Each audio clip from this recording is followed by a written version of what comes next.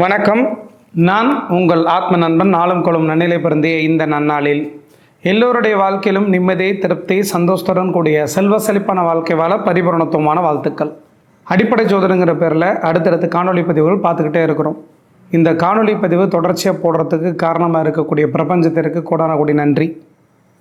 இன்றைக்கி நம்ம என்ன விஷயத்தை பார்க்க போகிறோம் அப்படின்னு பார்த்துட்டிங்கன்னா, வானமண்டலத்தில்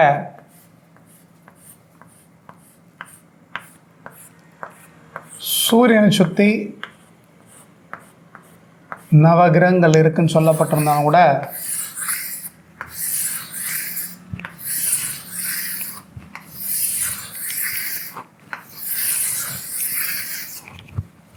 இந்த சூரியனுக்கு மிக அருகாமையில் இருக்கக்கூடிய ஒரே பிளானட் யாருன்னா புதன். அதற்கடுத்தபடியாக சுக்கிரன்,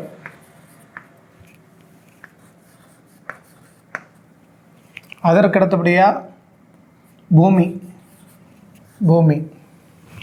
அதற்கடுத்தபடியாக பார்த்துட்டிங்கன்னா செவ்வாய், அதற்கடுத்தபடியாக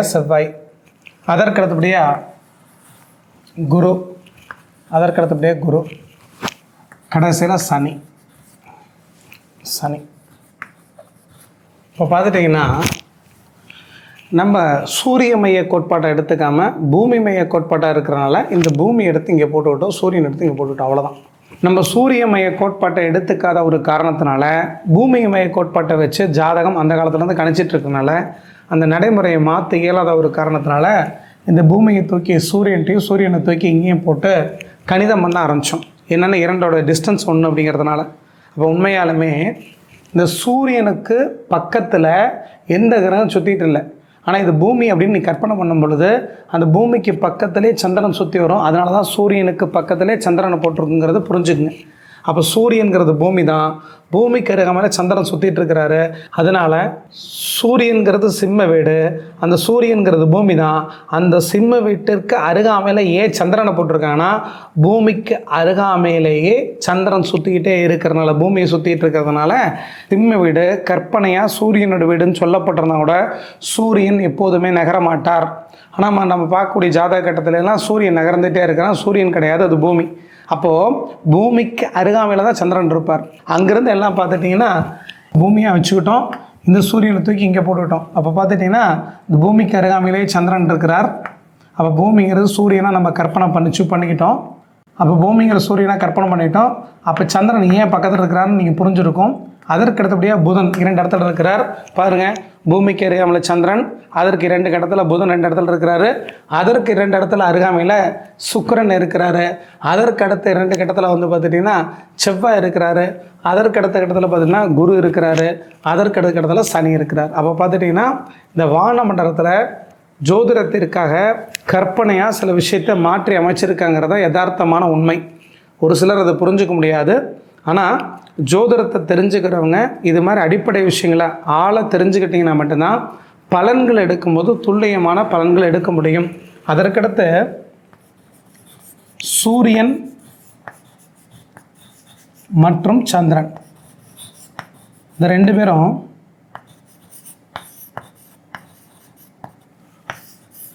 சூரியன் சந்திரன் 2 பேரும் ஒளி நிறைந்த கிரகங்கள். இதை நம்ம நட்சத்திரம்னு விஞ்ஞானிகள் சொல்லுவாங்க. கிரகங்கள். அதற்கடுத்து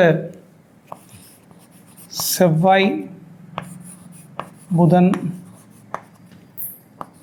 குரு, சுக்கிரன், சனி. இதை பஞ்சபூத கிரகங்கள்னு சொல்லுவாங்க.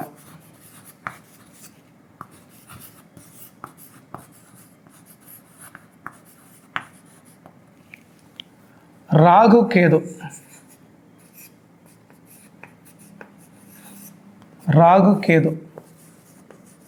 இது 2ஐயும் நிழல் கிரகம்னு சொல்லுவாங்க. நிழல் கிரகங்கள்.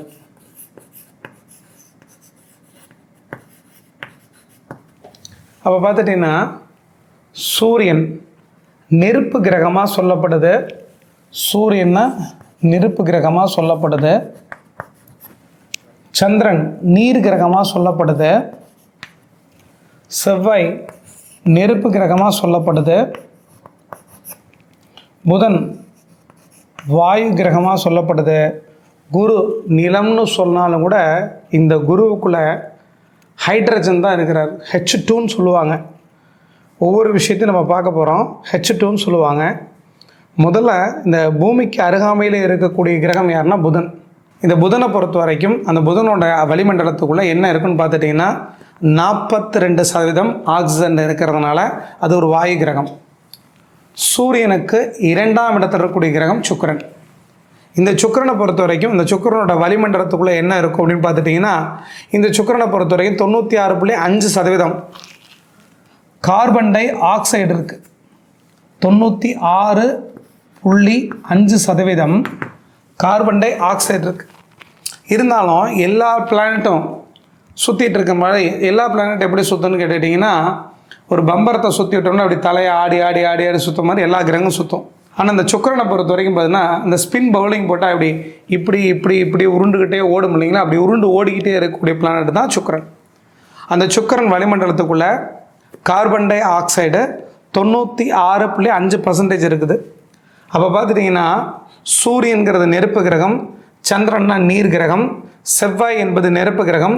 இந்த செவ்வாய்க்குள்ளே என்ன இருக்குது அப்படின்னா 95.97% கார்பன் டை ஆக்சைடு தான் இருக்குது. இவர் நெருப்பு கிரகம். அதற்கு அடுத்தபடியாக புதனை பொறுத்த வரைக்கும் வாயு கிரகம். இந்த குருவை பொறுத்த வரைக்கும் நில கிரகம்னு சொல்லப்பட்டிருந்தாலும் கூட அந்த குருவுக்குள்ளே என்ன இருக்குது அப்படின்னா 89.8% 89.8% H2 அப்படின்னு சொல்லுவாங்க. ஹைட்ரஜன் இருக்குது. அப்போ ஹைட்ரஜன் இருக்கனால இதுவும் வாயு கிரகம்தான். சுக்கிரனை பொறுத்த வரைக்கும் திடப்பொருளால் ஆன கிரகம். அப்போ திடப்பொருளால் ஆன கிரகமாக இருக்கிறதுனால இவருக்கு நிலத்தை கொடுத்துக்கலாம். ஆனால் என்னென்னா நீர் கிரகம்னு மற்றவங்க கொடுத்துருப்பாங்க, அதை கணக்கில் எடுத்துக்காதீங்க. அதற்கு அடுத்தபடியாக கடைசியாக பார்க்கக்கூடிய கிரகம் சனி. சனியை பொறுத்த வரைக்கும் 96% நீரியம் அப்படின்னு சொல்லப்படக்கூடிய ஹைட்ரஜன் H2 அவருக்குள் இருக்கிறார். அப்போ இவர் வாயு கிரகம் தான். அப்போ பார்த்துட்டிங்கன்னா சூரியன் நெருப்பு கிரகம், சந்திரன் நீர் கிரகம், செவ்வாய் நெருப்பு கிரகம், புதன் வாயு கிரகம், குரு வாயு கிரகம், சுக்கிரன் திடப்பொருளான கிரகம், சனியை பொறுத்த வரைக்கும் வாயு கிரகம், ராகு கேது கிரகமே எல்லாம் ஒரு நிழல். அந்த ராகு கேதை பற்றி நாங்கள் சொல்லணும் அப்படின்னா இப்போ இது சூரியன். இந்த சூரியனுடைய கதிர்வீச்சு என்ன செய்யுது அப்படின்னா பூமிக்கு கிடச்சிட்ருக்குது. பூமிக்கு கிடச்சிட்ருக்குமே இதுதான் பூமி. மத்தியில் நிலாங்கிற சந்திரன் வரும் பொழுது இவருடைய இந்த கதிர்வீச்சு என்ன செய்யும்னா குறிப்பிட்ட இடம் கிடைக்காம போகும். எந்த இடத்துல கடுமையான இருட்டு இருக்குதோ அந்த கடுமையான இருட்டுக்கு பேர் ராகு, மென்மையான நிழல் விழக்கூடிய இடத்துக்கு பேர் கேது. இதுக்கு டயக்ராம் உங்களுக்கு காமிக்கிறோம். டயக்ராம் காமிக்கும் போது நீங்கள் புரிஞ்சுக்குவீங்க. அப்போ பார்த்துட்டிங்கன்னா சூரியனும் சந்திரனும் ஒளி நிறைந்த கிரகங்கள், செவ்வாய் புதன் குரு சுக்கிரன் சனி பஞ்சபூத கிரகங்கள், ராகு கேது நிழல் கிரகங்கள், சூரியன் நெருப்பு கிரகமாகவும் சந்திரன் நீர் கிரகமாகவும், செவ்வாயை பொறுத்த வரைக்கும் 95.97% கார்பன் டை ஆக்சைடு இருக்கிறதுனால அது நெருப்பு கிரகமாக சொல்லப்பட்டிருக்குது.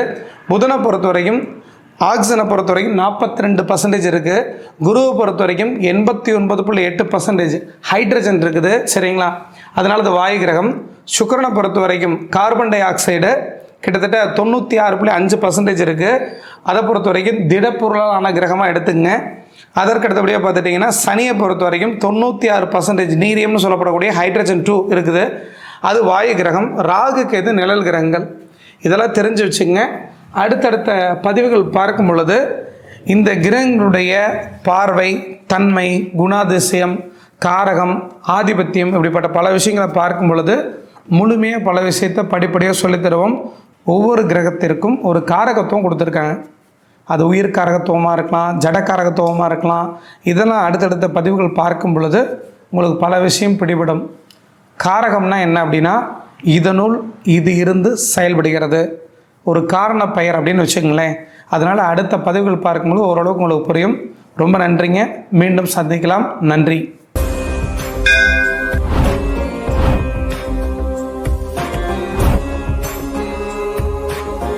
நீங்கள் ஜோதிடத்தை முழுமையாக உணர்ந்து தெரிஞ்சுக்கணும்னு ஆசைப்பட்டீங்கன்னா அடிப்படை ஜோதிடம் பார்ட் 1, அடிப்படை ஜோதிடம் பார்ட் 2, அடிப்படை ஜோதிடம் பார்ட் 3, அடிப்படை ஜோதிடம் பார்ட் 4 இதை அடுத்தடுத்து தொடர்ச்சியாக பாருங்கள். அடுத்தடுத்த பதிவுகள் கூட தொடர்ச்சியாக போட்டுக்கிட்டே இருக்கிறோம்.